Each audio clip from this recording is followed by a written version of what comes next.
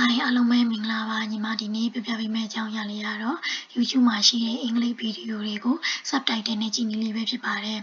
ညီမဒီဗီဒီယိုလေးနဲ့ဥပမာပြပေးပါမယ်နော် Top 10 technologies to learn in 2025. ဒီမှာဆိုလို့ရှိရင်အင်္ဂလိပ်ညီမတို့က subtitle နဲ့ကြည့်ချင်တယ်ဆိုလို့ရှိရင်အောက်မှာ CC ဆိုတာလေးပါပါတယ်အဲ့ဒါကိုတစ်ချက်နှိပ်ပေးပါ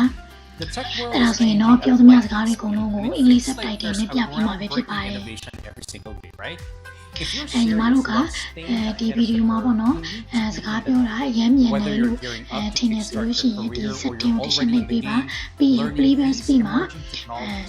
ဒီ normal ရဲ့အထက်မှာပေါ့နော်ရွေးချယ်စရာ option 3ခုရှိပါတယ်အဲ့မှာညီမဒါလေးနဲ့ဥပမာပြပေးပါမယ်နော်အဲ့ဒါဆိုရင်တော့ခုနကတည်းစကားပြောတာနှေးသွားတာကိုတွေ့ရမှာဖြစ်ပါတယ်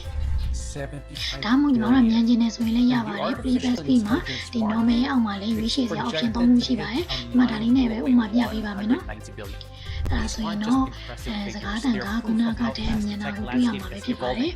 ညီမကတော့ normal ပဲထားလိုက်ပါမယ်နော်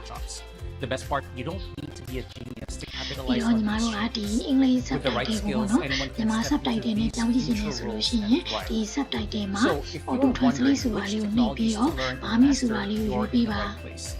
Let's jump into the top 10 အဲ့ဒါ technologies ဆိုရင် that တော့ will English dominate subtitle ကနေပြီးတော့မြန်မာ subtitle အနေနဲ့တွေ့ရမှာပဲဖြစ်ပါတယ် 10. DevOps. ညီမတစ်ခုကြံပြုချင်တာကကိုအင်္ဂလိပ်ဗီဒီယိုတစ်ခုကို